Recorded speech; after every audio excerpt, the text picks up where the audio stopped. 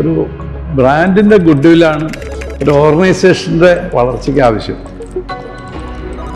U are going to repent on this decision. കാരണം ഒരു ഇന്ത്യക്കാരന് കിട്ടാവുന്നതിൽ വെച്ച് one of the best position എനിക്ക് തന്നിട്ടുണ്ട്. എല്ലാ ബ്രാൻഡും തുടങ്ങിയത് ഒരു വ്യക്തികളാണ്. ഏതെങ്കിലും വ്യക്തി തുടക്കം വെച്ചാണ്. ആ വ്യക്തിയുടെ പേരിലല്ലാത്തതുകൊണ്ട് ആ ബ്രാൻഡ് നിലനിൽക്കുന്നത്.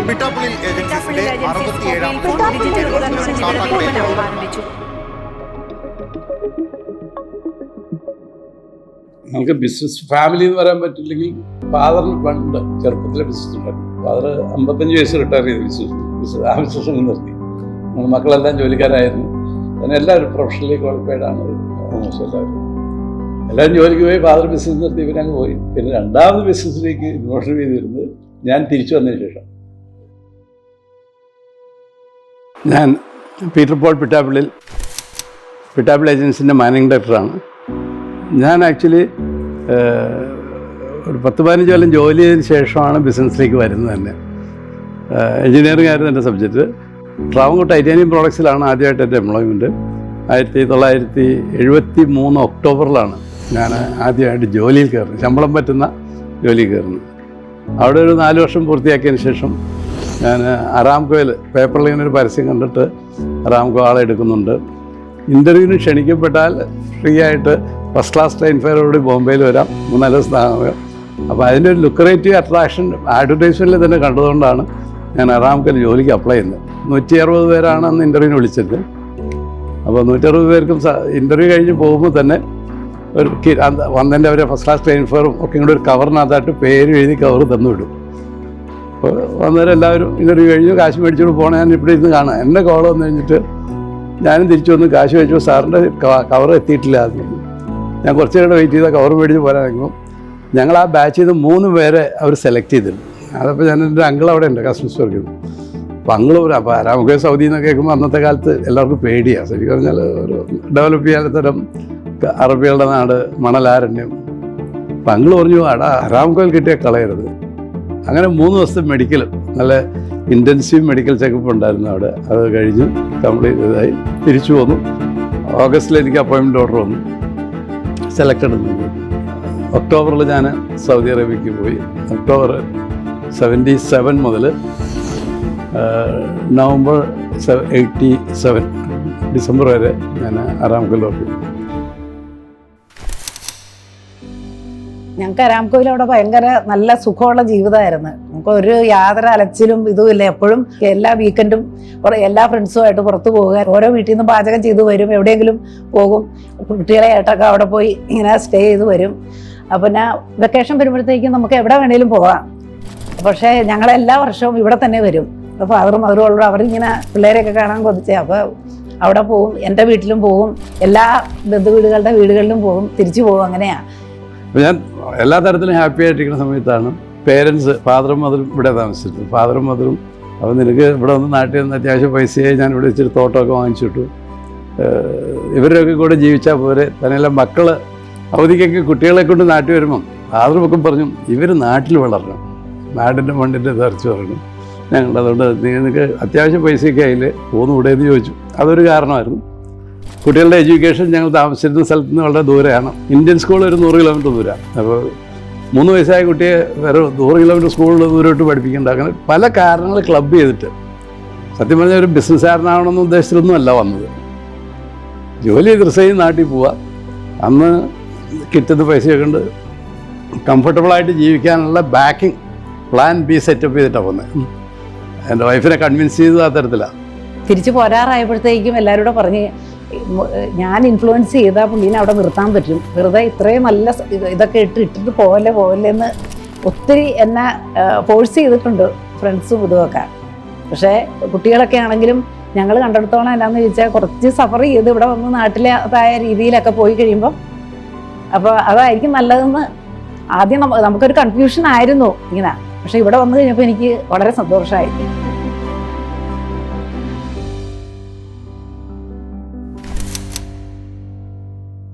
തിരിച്ചിവിടെ വന്ന് എനിക്ക് 2 ആശയങ്ങളായിരുന്നു ഉണ്ടായിരുന്നത്. ഒരു ബിസിനസ് എന്നുള്ള രീതിയിനേക്കാൾ ഒരു ഇൻഡസ്ട്രി തുടങ്ങണം എന്നുള്ള ഉദ്ദേശം ഉണ്ടായിരുന്നു. അപ്പോൾ തിരിച്ചു വരുമ്പോൾ എൻ്റെ കയ്യിൽ അത്യാവശ്യം അസറ്റുണ്ട്. അപ്പോൾ അത് കണക്കാക്കി ഇവിടെ വന്നപ്പോൾ എൻ്റെ പ്രദേശം ബാക്കി എല്ലാവരും കമ്പനി തുടങ്ങിയാൽ കുത്തുവാള എടുക്കും, അന്നത്തെ കണ്ടീഷൻ അതാണ്. എനിക്ക് സെൻഡ് ഓഫ് പാർട്ടി എന്ന് അമേരിക്കൻസൊക്കെ പറഞ്ഞു, you are going to repent on this decision. കാരണം ഒരു ഇന്ത്യക്കാരന് കിട്ടാവുന്നതിൽ വെച്ചാൽ one of the best position നിനക്ക് തന്നിട്ടുണ്ട്, നീ ഇത് കളഞ്ഞു വരുമ്പോൾ നീ ഇതും ദുഃഖിക്കും. തിരിച്ചിവിടെ ഒന്നും കമ്പനി തുടങ്ങണ്ടെന്ന് പറഞ്ഞപ്പോഴാണ് പിന്നെ എന്നാൽ ഒരു ട്രേഡിങ് തുടങ്ങാം, ബാങ്കിലുള്ള പൈസ ഫിക്സഡ് ആയിട്ട് അവിടെ കിടന്നോട്ടെ, അപ്പോൾ അതിനൊരു ഇൻകം, അതിന് NRI ആണെങ്കിൽ അന്ന് ഇൻകം ടാക്സും വേണ്ട. അപ്പോൾ അതുകൊണ്ട് 7 വർഷത്തേക്ക് ഫിക്സഡ് ഡെപ്പോസിറ്റ് ഇട്ട് പൈസ ചെറിയൊരു എമൗണ്ട് എടുത്തിട്ടാണ് ഞങ്ങൾ ബിസിനസ്സിലേക്ക് ഇറങ്ങി. അന്ന് TV ഒക്കെ കയറി വരുന്ന സമയമാണ്, 88 84 മുതലാണ് TV വന്നത്. 86 87 തൊട്ടിലേക്ക് ഒത്തിരി ബ്രാൻഡുകൾ, ഒത്തിരി TV ബ്രാൻഡുകളുണ്ട്. ബ്ലാക്ക് ആൻഡ് വൈറ്റ് TV ആണ് കൂടുതൽ വെക്കുന്നത്. എനിക്ക് ഷോറൂം തരും, ഞാൻ കമ്പനികളുടെയൊക്കെ അടുത്ത് ഡിസ്കസ് ചെയ്യാൻ പോയപ്പോൾ 7 ലക്ഷം കൊടുക്കണമെന്ന് പറഞ്ഞ് വീഡിയോകോൺ BPL പറഞ്ഞാൽ അവിടെ ഞങ്ങൾക്ക് നല്ല 2-3 ഡീലേഴ്സ് ഉണ്ട്, അവരെ ഡിസ്റ്റർബ് ചെയ്യാനില്ലാത്തതുകൊണ്ട് നിങ്ങൾക്ക് ഡയറക്റ്റ് ഡീലർഷിപ്പ് തരാൻ കഴിയില്ല. അങ്ങനെ അപ്പോൾ അന്ന് പുറത്തുനിന്ന് തന്നെ ഒരാളെ അക്സെപ്റ്റ് ചെയ്യാൻ പോലും ട്രേഡ് പൂർണ്ണമായിട്ട് റെഡിയല്ല. അന്ന് കുറച്ചുകൂടെ പോപ്പുലറായ ബ്രാൻഡായിരുന്നു BPL-ഉം വീഡിയോകോണും. ആ 2 ബ്രാൻഡും എനിക്ക് ഇല്ലാതെ ഞാൻ തുടങ്ങി. TV, അതോടൊപ്പം ഫ്രിഡ്ജ്, വാഷിംഗ് മെഷീൻ, മിക്സി, ഒരു ഗൃഹോപകരണ സ്റ്റോപ്പ് പെരുമ്പാവൂർ ഞങ്ങൾ തുടങ്ങി. 89-ൽ എൻ്റെ ഓരോ കമ്പനികളായിട്ടൊക്കെ ഡിസ്കസ് ചെയ്ത് ഡീലർഷിപ്പൊക്കെ സെറ്റ് ചെയ്ത് 90 ജനുവരി 30-നാണ് ആദ്യത്തെ ഷോറൂം പെരുമ്പാവൂർ തുടങ്ങി. 3 സ്റ്റാഫ്, ആ ഷോറൂം അതിനുള്ള ആളേ ഉള്ളൂ. 3 സ്റ്റാഫ് ഞാനുമായിരുന്നു. അത് മാനേജർന്നോ അക്കൗണ്ടൻ്റോ ഒന്നുമില്ല, ഞാനും ഇവിടെ എല്ലാവരും എല്ലാ പണിയും ചെയ്യും. അതാണ് ഞങ്ങളുടെ ബിസിനസ്സിൻ്റെ ആരംഭം. അന്നും അതിന് ശേഷവും ഷോറൂമിൽ ഉദ്ഘാടനം ചെയ്യാൻ എൻ്റെ ഫാദറിനെ തന്നെ വിളിക്കാറ്. ഇപ്പോൾ നമ്മൾ നന്നാവണമെന്ന് ആത്മാർത്ഥമായിട്ട് ആഗ്രഹിക്കുന്ന ഫാദറിനേക്കാൾ വലിയ ആരുമില്ല, എത്ര വലിയ സെലിബ്രിറ്റി ആയാലും ആരുമില്ല. സ്വന്തം ഫാദറിനെ വിളിച്ചാണ് ഷോറൂം ഇനാഗുറേറ്റ് ചെയ്ത്. അതിന് ശേഷമുള്ള ഫാദർ മരിക്കുന്നവരെ സാധാരണ ആരെങ്കിലും അത്രയും കാലം എല്ലാ ഷോറൂമുകളും ഇനാഗുറേറ്റ് ചെയ്യുന്നത് ഫാദറാണ്. ഫാദറിൻ്റെ കാലം കഴിഞ്ഞപ്പോൾ എൻ്റെ മൂത്ത ബ്രദറിനെ എടുക്കുന്നു. ഫ്രണ്ട്സൊക്കെ ഉണ്ടെങ്കിൽ ഞാൻ ഒരിക്കൽ പോലും ഒരു ഉദ്ഘാടനത്തിനൊരു സെലിബ്രിറ്റിയെ പിടിച്ചിട്ടില്ല. ഓക്കെ, സെലിബ്രിറ്റി വന്നിട്ടുണ്ട്. ക്യാപ്റ്റൻ രാജ് ഞങ്ങൾ ഫാമിലി ഫണ്ടായിരുന്നു ഒരു കാലത്ത്. അപ്പോൾ പുള്ളി വരുമ്പോൾ പുള്ളിയെ കൂടെ കൂടും. പക്ഷേ എന്നാലും ഉദ്ഘാടനം പുള്ളി പറയും, ചേട്ടനാണെങ്കിൽ ചേട്ടൻ, അല്ലെങ്കിൽ അപ്പം ഉദ്ഘാടനം ചെയ്തോട്ട് ഞാൻ കൂടെ വന്നോളാം എന്ന് പറയും. പുള്ളി എന്നിട്ട് സ്പീച്ചൊക്കെ തരും. നല്ല വ്യക്തിത്വത്തിൻ്റെ ആളാണ്, നല്ല വിശ്വാസം. ഇവിടെ വീട്ടിൽ വന്നിട്ടുണ്ട്, ഫാദറിനും മദറിനെയൊക്കെ കണ്ടിട്ടുണ്ട്.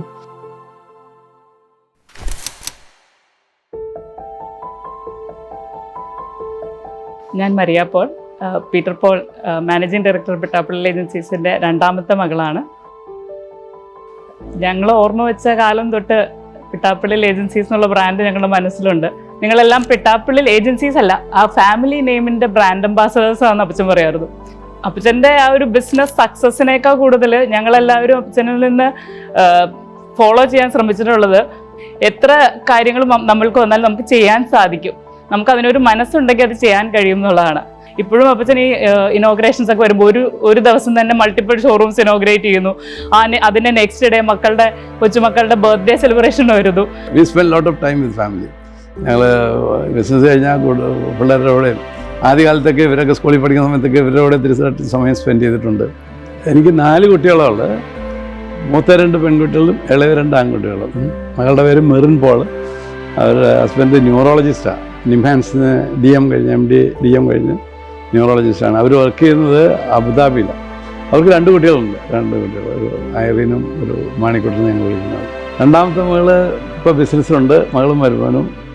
മരിയ കല്യാണം കഴിച്ചിരിക്കുന്നത് കിരൺ വർഗീസ് സംഭവിക്കുന്നു. അവർക്കും 2 കുട്ടികളാണ്, ഒരു മകളും ഒരു മകനും.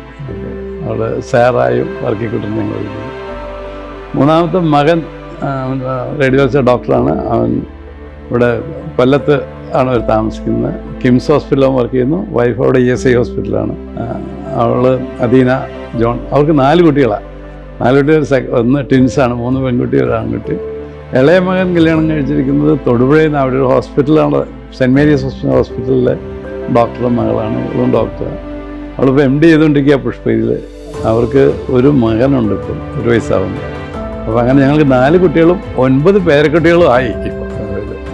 അപ്പോൾ അങ്ങനെ ഈ പേരക്കുട്ടികളുടെ കൂടെ ഞാനും വൈഫും ആണെങ്കിലും ഹൈലി ഹാപ്പി ആയിട്ട് എൻജോയ് പോകുന്നുണ്ട്. മാക്സിമം ഇവിടെ ഒത്തിരി കാര്യം ഒരു കൂട്ടുകുടുംബം മാതിരിയാണ്. അപ്പോൾ എല്ലാ ഫംഗ്ഷനും ഇവിടെ കൂടും, ആരോടും ബ്രദേഴ്സ്, ഫാമിലി, മക്കൾ, ഗസ്റ്റ്, റിലേറ്റീവ്സ്. അപ്പോൾ അങ്ങനെ അത് ഞാൻ നന്നായിട്ട് എൻജോയ് ചെയ്തിട്ടുണ്ട് സത്യം. അപ്പം ബിസിനസ്സിൻ്റെ ഓരോ ചാലഞ്ചസും ഓരോ മെറിറ്റ്സും അവരോട് കണ്ടിട്ടുണ്ട്. പ്രത്യേകിച്ച് ഓണക്കാലത്തൊക്കെ, ഓണം അല്ലെങ്കിൽ ബിസിനസ് സീസണൽ സമയത്ത് ബിസിനസ് വന്നു കഴിയുമ്പോഴേക്കും അന്ന് കൂടുതൽ ബിസിനസ് കാഷാണ്, കാർഡൊന്നുമില്ല. അപ്പോൾ ക്യാഷ് ഞങ്ങൾ കളക്ട് ചെയ്താൽ കൗണ്ട് ചെയ്യാൻ കടയിൽ ഷോപ്പിൽ സമയമില്ല. അവർ കൗണ്ട് ചെയ്ത് വാങ്ങിച്ചിട്ട് കഴിഞ്ഞ് ഞങ്ങളെല്ലാം കൂടെ കൊണ്ടുവന്ന് ഇവിടെ കൊണ്ടുവന്ന് സ്കൂളിൽ പഠിക്കുന്ന കുട്ടികളെല്ലാം കൂടെ അങ്ങ് സോർട്ട് ചെയ്ത് എഴുതി പിറ്റേ ദിവസം ബാങ്കിലാക്കി ഷോപ്പിലെ ബാലൻസ് ഇതുമായിട്ട് ഒത്തുനോക്കി കൊടുക്കും. ഞങ്ങൾക്കപ്പോൾ അതൊരു ഭയങ്കര എക്സൈറ്റിംഗ് ആയിട്ടുള്ളൊരു കാര്യമായിരുന്നു. ഇങ്ങനെ ഓണത്തിൻ്റെ അന്ന് ക്യാഷ് ഒത്തിരി വരുമ്പോൾ ഞങ്ങളിങ്ങനെ 4 പേര് ഡിവൈഡ് ചെയ്തിരുന്ന് ക്യാഷ് കൗണ്ട് ചെയ്ത് കറക്റ്റ് ആക്കുന്നതും അപ്പോൾ ഞങ്ങൾക്കൊരു കോൺട്രിബ്യൂട്ട് ചെയ്യുന്നു എന്നൊരു ഫീലിംഗ്, ഇപ്പോൾ നമ്മൾ ബിസിനസ്സിൽ ആ ഒരു വളർച്ചയുടെ ഭാഗമാകാൻ ഞങ്ങൾക്ക് കഴിയുന്നു എന്നുള്ളൊരു ഫീലിംഗ്. ഈ ഡിസ്കഷനിൽ നല്ലൊരു പെർസെൻറ്റേജ് ബിസിനസ് വരും, അല്ലെങ്കിൽ ബിസിനസ് ടൈപ്പ് ഡിസ്കഷൻസ് വരും. കാരണം അവരെല്ലാം ഇതിനകത്ത് ഇഴുകി ചേർന്ന് വളർന്നവരാണ്, പഠിത്തത്തിലുണ്ടെന്ന് പോലും. ഐ വാസ് വെരി ഓപ്പൺ അന്നും ഇന്നും. ഏത് ചോദ്യം ഏത് മക്കളോ ആര് ചോദിച്ചാലും അതിൻ്റെ ഉത്തരം നേരെ ചൊവ്വേ പറയാൻ പഠിക്കും. അതിനകത്ത് അവിടെ ഒരു ഫിൽറ്ററിൻ്റെ ആവശ്യമുണ്ടെന്ന് എനിക്ക് തോന്നിയിട്ടില്ല. എൻ്റെ പേര് കിരൺ വർഗീസ്. ഞാൻ CEO ആണ് പിട്ടാപ്പിള്ളി ഏജൻസീസിൻ്റെ. ഞാൻ IT കമ്പനിയിൽ വർക്ക് ചെയ്ത് 10 വർഷം വർക്ക് ചെയ്തതിന് ശേഷം റിസൈൻ ചെയ്യാൻ പോകുന്ന സമയത്ത് ഞാൻ വിളിച്ചു വെച്ചത് ഒരു വ്യക്തി എന്ന് പറയുന്ന അപ്പച്ചൻ്റെ അടുത്താണ്. അപ്പോൾ പലരും എൻ്റെ വീട്ടിൽ എൻ്റെ ഫാമിലി ആരും ബിസിനസ്സിലില്ല. ഫാദർ പുറമെയാണ് വർക്ക് ചെയ്തിരുന്നത്, മദർ സ്റ്റേറ്റ് ബാങ്കിലാണ്. എല്ലാവരും ഒരു സ്ഥാപനം ഒരു എംപ്ലോയി എന്ന രീതിയിലാണ് കൂടുതൽ പേരും വർക്ക് ചെയ്തിട്ടുള്ളത്. അപ്പം ഞാൻ അവരോട് അഭിപ്രായം ചോദിക്കുന്നതിന് ആദ്യം ചോദിച്ചത് അപ്പച്ചൻ്റെ അടുത്ത്, കാരണം അപ്പച്ചൻ ഈ മേഖലയിൽ ഉണ്ട് എന്നുള്ളതുകൊണ്ട്. We want him to come back. ആ ഒരു കിരണൊരു സിസ്റ്ററും കൂടെ ഉള്ളൂ. അവർ അത്യാവശ്യം വെൽ പ്ലേസ്ഡ് ആണ്, വെൽ അസറ്റ് മാനേജ്. അപ്പോൾ തിരിച്ചു വന്നാൽ മാരേജ്, അപ്പോൾ അവർ രണ്ടുപേരും തിരിച്ചു വന്നു. കുറച്ച് കാലം കൂടെ അവർ വർക്ക് ചെയ്തു അവിടെ, അവരുടെ പാഷൻ കണ്ടുപിടിച്ചത്. അത് കഴിഞ്ഞ് എന്നെ പോലെ രണ്ടുപേരും ജോലി റിസൈൻ ചെയ്തു. കിരൺ ആദ്യം തന്നെ ജോലി റിസൈൻ ചെയ്ത് ബിസിനസ്സിൽ കൂടി. കാരണം ഇൻഡിവിജ്വലായിട്ട് വർക്ക് ചെയ്യാൻ, വളരാൻ അവസരം ഉണ്ടാകുക എന്ന രീതിയിൽ, സമൂഹത്തിലും കോൺട്രിബ്യൂഷൻ നൽകുക എന്ന രീതിയിൽ ഒരു സംരംഭകന് വളരെയധികം റോളുണ്ട്. അപ്പോൾ എൻ്റെ ഒരു അനുഗ്രഹം എന്ന് പറയുന്നത് അപ്പച്ചൻ്റെ അടുത്ത് കൂടെ നിന്ന് ഇതിനെപ്പറ്റി പഠിക്കുകയും ഇത്രയും വർഷങ്ങളുടെ അനുഭവ സമ്പത്ത് മനസ്സിലാക്കുകയും ചെയ്യാവുന്നതാണ്. അപ്പോൾ സാധാരണ ഒരു കച്ചവടക്കാരനോ ഒരു ബിസിനസ്സുകാരനോ ഒന്നും പുറത്തുനിന്ന് ആൾക്കാർ പറഞ്ഞു കേട്ട അറിവേ എനിക്കുണ്ടായിരുന്നുള്ളൂ ഞാൻ ബിസിനസ്സിൽ വരുന്നതിന് മുൻപ്.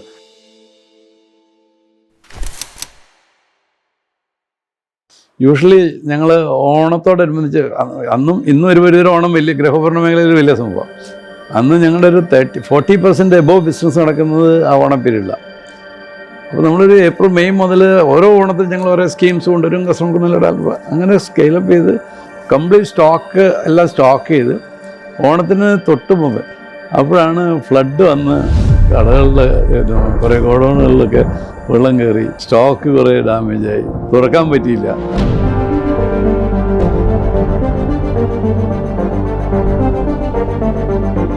പീക്ക് ലോഡിന് ഇൻഷുർ ചെയ്തിട്ടുണ്ടായില്ല. ആവറേജ് ലോഡിനെ ഞങ്ങൾ സ്റ്റോക്കിനെ ഇൻഷുർ ചെയ്തത്. ആവറേജിനേക്കാൾ ഇരട്ടിയിൽ കൂടെ സ്റ്റോക്ക് ഞങ്ങൾ ഓണ സമയത്ത് വെക്കാറുണ്ടായിരുന്നു. അപ്പോൾ ഇതെല്ലാം കഴിഞ്ഞ് ഇൻഷുറൻസ് ക്ലെയിം ചെയ്യാൻ ചെന്നപ്പോൾ അതുകൊണ്ട് തന്നെ അവരൊരു 40% എലിജിബിലിറ്റി ഉള്ളൂ എന്ന് പറഞ്ഞു. പിന്നെ ഓരോ ക്ലോസ് പറഞ്ഞു. അപ്പോൾ എനിക്ക് നഷ്ടപ്പെട്ടതിൻ്റെ ഇൻഷുറൻസ് ഉണ്ടായിട്ടും കാര്യമായിട്ടും ഒരു ഉദ്ദേശിച്ചതിൻ്റെ ഒരു 1/4 ഒക്കെയാണ് നമുക്ക് ഇൻഷുറൻസ് ക്ലെയിം. അപ്പോൾ നല്ലൊരു പൈസ സാമ്പത്തിക നഷ്ടം വന്നു. അതോടെ നമ്മുടെ ബിസിനസ്സിൻ്റെ ഒരു ഷെയ്ക്ക് വന്നു വരികയായി. പക്ഷേ അതിനെ അതിജീവിച്ചു. കാരണം ഫ്ലഡ് വന്നു, ആ സ്റ്റോക്ക് വന്നു. ഞങ്ങൾ ഫണ്ടമെൻ്റൽ സ്ട്രോങ് ആയിട്ട് പോയിട്ടുള്ളൂ. Even for financial purpose short cuts എടുത്തിട്ടില്ല. അപ്പോൾ അതുകൊണ്ട് ആ ഒരു പീക്ക് സീസണിലൊരു ഹിറ്റ് കിട്ടിയിട്ടും ഞങ്ങൾക്ക് പോസ്റ്റ് ഫ്ലഡ് അതിന് ഹെൽപ്പ് ചെയ്തു. കൊറോണയ്ക്ക് ശേഷമാണ് ഞങ്ങൾ ഫാസ്റ്റ് ഗ്രോ ചെയ്തത്. കൊറോണ നമ്മൾ കുറേ പാഠം പഠിപ്പിച്ചു പറഞ്ഞാൽ, കൊറോണയ്ക്ക് ഞങ്ങൾക്ക് എല്ലാവരെയും പോലെ തന്നെ ഏതാണ്ട് 2 മാസത്തോളം കട അടഞ്ഞു കിടന്നു. ഞങ്ങൾ സ്റ്റാഫിനൊക്കെ സാലറി ഒക്കെ കൊടുത്ത് പ്രൊട്ടക്ട് ചെയ്തെങ്കിലും അത് ഞങ്ങളുടെ ടോട്ടൽ ബിസിനസ്സിനെ ഒന്ന് ഷേക്ക് ചെയ്തു. റെൻറ്റും സാലറിയൊക്കെ കൊടുക്കേണ്ടി വരിക, ഇൻകം സീറോ ആവുക. ആ ഒരു പീരീഡിൽ ഓൺലൈൻ ബിസിനസ്സിലേക്ക്, ഡിജിറ്റൽ യുഗത്തിലേക്ക് കസ്റ്റമർ ഷിഫ്റ്റ് ആകാൻ തുടങ്ങി.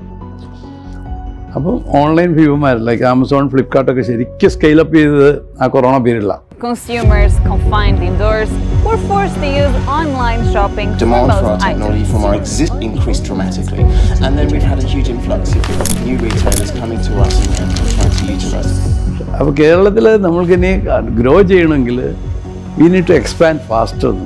അതിനുശേഷമുള്ള 3 വർഷം ഞങ്ങൾ നല്ല രീതിയിൽ അങ്ങനെ എക്സ്പാൻഷൻ പേസ് കൂട്ടിയത് കൊറോണയ്ക്ക് ശേഷം ഭയങ്കരമായിട്ട്. 2009 ഞങ്ങൾ എടപ്പള്ളിയിലെ ഫസ്റ്റ് ഷോറൂം, എടപ്പള്ളി ലുലു, ഇപ്പോൾ ഉള്ള ലുലു ഓപ്പോസിറ്റുള്ള ഷോറൂം. അന്ന് അവിടെ ലുലു ഒന്നുമില്ല, ആ പ്രദേശത്ത് ഒരു ഹോം അപ്ലയൻസ് ഷോപ്പില്ല. അപ്പോൾ അന്ന് ആ ഒരു ബിൽഡിംഗ് കണ്ടപ്പോൾ എനിക്കത് ഇവിടെ കുഴപ്പമില്ല എന്ന് തോന്നി. ഞാൻ അവിടെ ഫസ്റ്റ് ഷോപ്പ് ഡിജി പാർക്ക് ബിഗർ ഫോമാറ്റ് ഷോപ്പ് തുടങ്ങുന്ന അവിടെ. ബിഗർ ഫോർമാറ്റ് ഷോപ്സിന് പിട്ടാപ്പിള്ളിൽ ഡിജി പാർക്ക് ഏജൻസീസിൻ്റെ രജിസ്ട്രേഷൻ ആണെങ്കിൽ പോലും ഒരു ഡിജിറ്റൽ പാർക്ക് എന്നുള്ളൊരു ഫീൽ ഉണ്ടാക്കത്തക്ക ഇത് പേരിട്ടത് അങ്ങനെ പിട്ടാപ്പിള്ളി ഡിജി പാർക്ക് എന്നുള്ള പേരിലാണ് എടപ്പള്ളിയിൽ ആ ഷോറൂം നമുക്ക് തുടങ്ങുന്നത്. ക്ലോസിലി 1600 അടുത്ത് 1600 പേരോളം നേരിട്ട് സ്റ്റാഫുണ്ട്. ഇത് അത്രയും തന്നെ അതിൽ കൂടുതലും ഇൻഡയറക്റ്റ് സ്റ്റാഫുണ്ട്. ഓരോ കമ്പനികളും ഞങ്ങളുടെ അക്കൗണ്ട്സ് നോക്കാൻ വേണ്ടി കമ്പനികളുടെ എക്സിക്യൂട്ടീവ്സ് വെച്ചിട്ടുണ്ട്. ലോഡിങ് അൺലോഡിങ്ങുകാർ, ഡ്രൈവേഴ്സ്, നമ്മളെ ഡിപ്പെൻഡ് ചെയ്ത് മാത്രം ജീവിക്കുന്ന ഒത്തിരി പേരുണ്ടാവില്ല. അപ്പോൾ ഇത്രയും ഒരു നെറ്റ്വർക്കുള്ള ഗ്രൂപ്പാണ്. ഞാൻ എല്ലാ സ്റ്റാഫുകളുടെ എല്ലാ ആവശ്യങ്ങൾക്കും കൂടെ നിൽക്കുന്ന ഒരാളാണ്. അപ്പോൾ അതുകൊണ്ട് ആ സ്റ്റാഫിന് ഒരു ഡിസ്റ്റൻസ് ഇല്ല. Management staff will work together എന്നുള്ളത് അക്ഷരാർത്ഥത്തിൽ പാലിക്കപ്പെടുന്ന ഒരു സ്ഥാപനമാണ്. ഒരുമിച്ച് വർക്ക് ചെയ്യും, അവർ കൺസേൺ ഉണ്ടെങ്കിൽ വർക്ക് ചെയ്യും. ജെന്യൂനായിട്ട് വർക്ക് ചെയ്യാൻ പറ്റുന്നവർക്ക് റിട്ടയർമെൻറ്റ് വരെ വർക്ക് ചെയ്യാം. റിട്ടയർ ചെയ്യുന്നവർക്ക് റിട്ടയർമെൻറ്റ് ബെനിഫിറ്റ് കൊടുത്തിട്ടാണ് പോവുക. അതും സിസ്റ്റം കൊണ്ട് 60 വയസ്സിൽ റിട്ടയർമെൻ്റ് ഉണ്ട്, ഇടയ്ക്ക് പ്രൊമോഷൻസ് കൊടുക്കുന്നുണ്ട്, മെഡിക്കൽ ബെനിഫിറ്റ്സ് ആവശ്യം വന്നാൽ കൊടുക്കുന്നുണ്ട്. ഒരു ഓർഗനൈസ്ഡ് സിസ്റ്റത്തിൻ്റെ അല്ലെങ്കിൽ കമ്പനി നടത്തേണ്ട രീതിയിലുള്ള എല്ലാം നടത്താൻ ഒരു പക്ഷേ എൻ്റെ പാസ്റ്റ് എക്സ്പീരിയൻസ് എന്നെ ഹെൽപ്പ് ചെയ്തിട്ടുണ്ടാവും. പക്ഷേ എന്തായാലും we are running like that. വളരെ സിസ്റ്റമാറ്റിക്കായിട്ടാണ് പോകുന്നത്. ആദ്യമായിട്ട് ISO സർട്ടിഫിക്കേഷൻ വന്നപ്പോൾ I thought I will take ISO first. ISO certification എടുക്കാം. 2 രീതിയിൽ ഗുണം ചെയ്യും. ഒന്ന്, എനിക്ക് അരാംകോയിൽ മാനേജ്മെൻറ്റിൽ വർക്ക് ചെയ്തതിൻ്റെ ഒരു കുറേ എക്സ്പീരിയൻസ് ഉള്ളതുകൊണ്ട് സിസ്റ്റംസ് വേണം എന്ന് ആദ്യമേ തുടങ്ങി.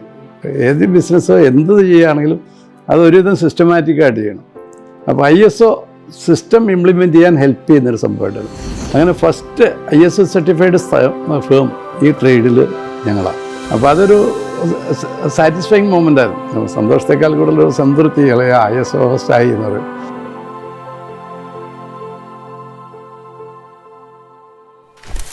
നമ്മളൊരു സാമൂഹിക ജീവിതം എന്നുള്ളതിൽ നമുക്ക് ചില കമ്മിറ്റ്മെൻറ്റ്സ് ഉണ്ട്, കടമകളുണ്ട്. ഹാർട്ട് കെയർ ഫൗണ്ടേഷൻ അസോസിയേറ്റ് ചെയ്ത് ഇപ്പോഴും അസോസിയേറ്റ് ചെയ്ത് നിൽക്കുന്നുണ്ട്. അതിൻ്റെ chairman Shri Jose Chacko Perupra. Heart care ഫൗണ്ടേഷനായിട്ട് ഞങ്ങളൊരു 25 പുള്ളി പറഞ്ഞ് 25 കുട്ടികളുടെ ഹാർട്ട് ഓപ്പറേഷൻ ചെയ്ത് കൊടുത്തത് സപ്പോർട്ട് ചെയ്തുകൊണ്ടാണ്. പിന്നെ ക്യാൻസർ കെയർ ആയിട്ട് ബന്ധപ്പെട്ട് ഡോക്ടർ തോമസ് വർഗീസ് ഉണ്ട്. ഞങ്ങൾക്ക് പുള്ളിയെ സപ്പോർട്ട് ചെയ്ത് ഞങ്ങൾ കുറച്ച് കാര്യങ്ങൾ അതും 10-12 വർഷങ്ങളുണ്ട്. ഞങ്ങളുടെ സ്റ്റാഫ് മെമ്പേഴ്സ്, ഫാമിലി മെമ്പേഴ്സ് സിക്കാവുക, മെഡിക്കലാവുക, അതിന് ഞങ്ങൾ സ്കീം കൊണ്ടുവന്നിട്ടുണ്ട്. Staff dependence scheme. സ്റ്റാഫിൻ്റെ ഡിപ്പെൻഡൻസ് ആരൊക്കെയാണോ ഡിപ്പെൻഡൻ്റ് എന്നൊക്കെ മുൻകൂട്ടി അറിഞ്ഞ് രജിസ്റ്റർ ചെയ്യുന്ന സ്റ്റാഫുകളുടെ ഡിപ്പെൻഡൻസ് ഹോസ്പിറ്റലൈസ് ചെയ്താൽ അവരുടെ ട്രീറ്റ്മെൻറ്റിന് ഒരാൾക്ക് ഒരു ഫിക്സ്ഡ് എമൗണ്ട് വെച്ചിട്ടുണ്ട്. അത് വെച്ച് അപ്പോൾ സ്റ്റാഫ് ഡിപ്പെൻഡൻസ് സ്കീമിലേക്കാണ് ഈ CSR അല്ലെങ്കിൽ ഞങ്ങളുടെ ചാരിറ്റി വർക്കിൽ കൂടുതൽ ചെയ്യുന്നത്. ഇപ്പോൾ വയനാട് ഇഷ്യൂ ഒന്നും ഞങ്ങൾ 100 കുടുംബങ്ങൾക്ക് ഗൃഹോപകരണങ്ങൾ കൊടുക്കുന്നതായി സംസാരിച്ചു. ഏഷ്യാനെറ്റുമായിട്ട് കോർഡിനേറ്റ് ചെയ്തിട്ട് ചെയ്തു.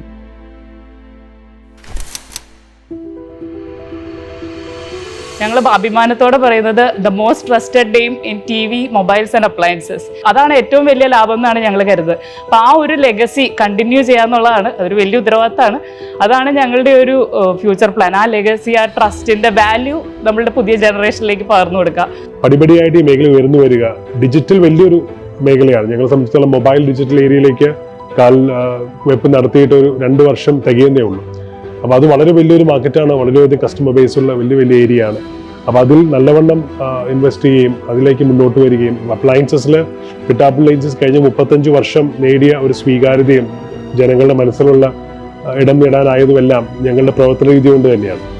ഡിജിറ്റൽ മേഖലയിലും അത് തന്നെ തുടരുകയും അതിൽ നല്ലൊരു നേട്ടം കൈവരിക്കുകയും വളർച്ച കൈവരിക്കുകയും ചെയ്യുന്നതാണ് ഞങ്ങളുടെ അടുത്തൊരു പ്രധാനപ്പെട്ട ദൗത്യം എന്ന് പറയുന്നത്. അത്തരം മേഖലയിൽ കണ്ടിന്യൂസ് ആയിട്ട് ഇംപ്രൂവ്മെൻ്റെ ഭാഗമായും ഗ്രോത്തിൻ്റെ ഭാഗമായും ഒരു പക്ഷേ മറ്റ് സ്റ്റേറ്റുകളിലേക്ക് പോകുന്നതിനെ പറ്റിയെല്ലാം ഫ്യൂച്ചറിൽ ആലോചിക്കാം എന്ന് ഞങ്ങൾക്ക് മനസ്സുകൊണ്ട് പ്ലാനുണ്ട്. എല്ലാം സർവേശ്വരൻ്റെ അനുഗ്രഹം പോലെ ഇരിക്കും.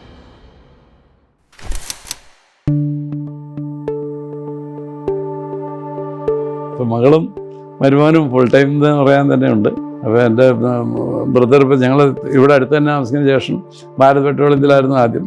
അതിൻ്റെ ഏവിയേഷൻ മാനേജറായിട്ട് നെടുമ്പാശ്ശേരി എയർപോർട്ട് തുടങ്ങിയ കാലം മുതൽ റിട്ടയർ ചെയ്ത ശേഷം ഈസ് ജോയിൻ മൈ ബിസിനസ്. അപ്പോൾ ബിസിനസ്സിൽ ഒരു ഡിവിഷൻ ലൈക്ക് സർവീസിൻ്റെ ഡിവിഷനൊക്കെ ഡെലിവറി. അപ്പോൾ അത് ചേട്ടൻ നോക്കിക്കൊള്ളാമെന്ന്. Is 82 no, but still he is active because is engage in this. ഞാൻ ബിസിനസ്സിൽ ഇൻവോൾവ് ചെയ്യാറില്ല. വീട്ടിൽ വന്നു കഴിഞ്ഞാൽ വീട്ടുകാര്യങ്ങളും മറ്റേ കുട്ടികളുടെ കാര്യങ്ങളും ഒക്കെ ആണ് കൂടുതൽ സംസാരിക്കാറ്. ഞങ്ങൾ തിരിച്ചു വന്ന കാലം മുതൽ ആൻറ്റിയുടെ പാഷൻ കൃഷിയും പൂക്കളും ഒക്കെയാണ്. ഇത് പിന്നെ അങ്ങോട്ടും ബാക്കിലേക്കും വെജിറ്റബിൾ ഗാർഡനാണ് വെച്ചിരിക്കുന്നത്. കുക്കുംബർ, ടൊമാറ്റോ ഇതൊക്കെയാണ് സ്ഥിരം. നല്ല സൺലൈറ്റ് കിട്ടുന്ന സ്ഥലമായതുകൊണ്ട് ഇവിടെ നമുക്ക് ഉണ്ടാക്കും. ഞാനിങ്ങനെ വളരെ ഒരു പ്രൊഫഷണൽ ഇതല്ല, ബോട്ടണി ഞാൻ സുവോളജി ആയിരുന്നു സബ്ജക്റ്റ്. അതുകൊണ്ട് എനിക്ക് ഇതിനോടൊക്കെ ഒരു പ്രത്യേക താല്പര്യമുണ്ട്. ചിലപ്പോൾ ഒത്തിരി ഫലമൊന്നും ഉണ്ടായെന്ന് വരികയല്ല, പക്ഷേ നമുക്കൊരു വൈകുന്നേരം ഈ നേരം ആകുമ്പോൾ ഞാൻ പുറത്തേക്ക് ഇറങ്ങിയാൽ പിന്നെ ഇരുട്ടായി കഴിയുമ്പോഴേ കയറി വരുള്ളൂ. ഇങ്ങനെ നടക്കും പറമ്പിൽ കൂടെയൊക്കെ. എനിക്ക് ഭയങ്കര സന്തോഷമുള്ള കാര്യമാണ്. അപ്പോൾ I never thought I will be somewhere in business to this ലെവലിൽ എത്തില്ല. ഞാൻ എറണാകുളത്ത് 2003 എറണാകുളം സിറ്റിയിൽ ആദ്യ ഷോറൂം. അന്ന് 52 ഷോറൂമുകളുണ്ട് എറണാകുളം സിറ്റിയിൽ. ഞാൻ 53ാമത്തെ ആളായിട്ടുണ്ട്. ഇന്നിപ്പോൾ കേരളം മൊത്തം എടുത്താൽ ഏറ്റവും കൂടുതൽ നമ്പർ ഓഫ് ഷോപ്സ് ഉള്ളത് ഹോം അപ്ലയൻസ് പിട്ടാപ്പിളിയാണ്. വോളിയം, ടോട്ടൽ വോളിയം എടുത്താലും ഞാൻ വി ആർ ദ നമ്പർ 2 എന്ന് വേണമെങ്കിൽ പറയാം. അത്ര ഓൾ ഇന്ത്യ എടുത്തെങ്കിൽ ഒരു ടോപ്പ് 20 ഡീലേഴ്സിൽ ഒരാളാണ് പല ഓൾമോസ്റ്റ് മെയിൻ. അപ്പച്ചൻ്റെ ഒരു ജേണിയാണ് പിട്ടാപ്പിളിൽ ഏജൻസീസ് എന്ന് പറയുന്നത്. അപ്പച്ചനാണ് ഇതിൻ്റെ ഫൗണ്ടർ. 35 ഇയേഴ്സായി. ഈ 35 ഇയേഴ്സ് കൊണ്ട് പിട്ടാപ്പിളിൽ ഏജൻസീസിൻ്റെ ഏറ്റവും വലിയ സമ്പത്ത് എന്ന് വിചാരിക്കുന്നത് ഗുഡ്വില്ലാണ്. കാര്യം ഇത്രയും വലിയ ബിസിനസ് ഓണർ ആവുന്ന രീതിയിൽ ഒരു ഡിസ്റ്റൻസോ ഒരു ഗ്യാപ്പോ ഒരിക്കലും ഞങ്ങൾക്ക് ഫീൽ ചെയ്തിട്ടില്ല. ചിലപ്പോൾ ചില ചർച്ചകൾ ഹീറ്റഡ് അപ്പ് ആവുമ്പോഴും അതെല്ലാം മറന്ന് വീട്ടിൽ മറ്റൊരു രീതിയിൽ സൗഹൃദത്തോടെ പെരുമാറുക, സ്നേഹത്തോടെ പെരുമാറുക. നല്ല ക്ഷമയാ, ഒരിക്കലും ദേഷ്യപ്പെടാറില്ല. എന്തെല്ലാം പ്രശ്നങ്ങൾ ആയിട്ട് ചെന്നാലും ആള് വളരെ ക്വയറ്റായിരിക്കും. നമ്മളോട് ഒരിക്കലും അങ്ങനെ ഒരാവശ്യത്തിന് ദേഷ്യപ്പെട്ടിട്ടില്ല, പിള്ളേരോടോ എന്നോടോ. അപ്പൊ നമുക്ക് അങ്ങോട്ട് ചെന്ന് വഴക്കിടാൻ തോന്നിയല്ല. ഇത് എന്താണ് നിങ്ങൾക്ക് സന്തോഷം തരുന്നത്? സംതൃപ്തി. സന്തോഷത്തെക്കാളും ഉപരി സംതൃപ്തിക്ക് വാല്യൂ കൊടുക്കും. സാറ്റിസ്ഫാക്ഷനാണ് ഹാപ്പിനെസ്സിനേക്കാളും ഒരുപടി മുമ്പിൽ നിൽക്കുന്നത്. പിട്ടാപ്പിളിൻ്റെ ലോഗോ ഡിസൈൻ ചെയ്യുമ്പോൾ ടോപ്പ് ലൈൻ റെപ്രസെൻ്റ് ചെയ്യുന്നത് കസ്റ്റമേഴ്സിന്, സെക്കൻഡ് ലൈൻ റെപ്രസെൻ്റ് ചെയ്യുന്നത് പ്രോഡക്ട്സും അത് സപ്ലയേഴ്സുമാണ്. നല്ല പ്രോഡക്റ്റും നല്ല സർവീസും കൊടുത്താൽ മാത്രമേ കസ്റ്റമർ കൂടെ നിൽക്കുള്ളൂ. തേർഡാണ് മാനേജ്മെൻ്റ് ആൻഡ് സ്റ്റാഫ്. ഞങ്ങൾ മാനേജ്മെൻറ്റ് സ്റ്റാഫ് 2 മാനേജ്മെൻറ്റ് സ്റ്റാഫ് 1. ഇത് 3 കൂടെ ചേരുമ്പോഴേ പിട്ടാപ്പിളി ആവുന്നത്. നല്ല പ്രോഡക്റ്റ്, നല്ല കസ്റ്റമർ, നല്ല സ്റ്റാഫ്. ഇത് 3 കൂടെ ചേർന്നതാണ് ഞങ്ങളുടെ 3 ലൈനിൽ വരുന്ന റെപ്രസെൻ്റ് ചെയ്യുന്നത്.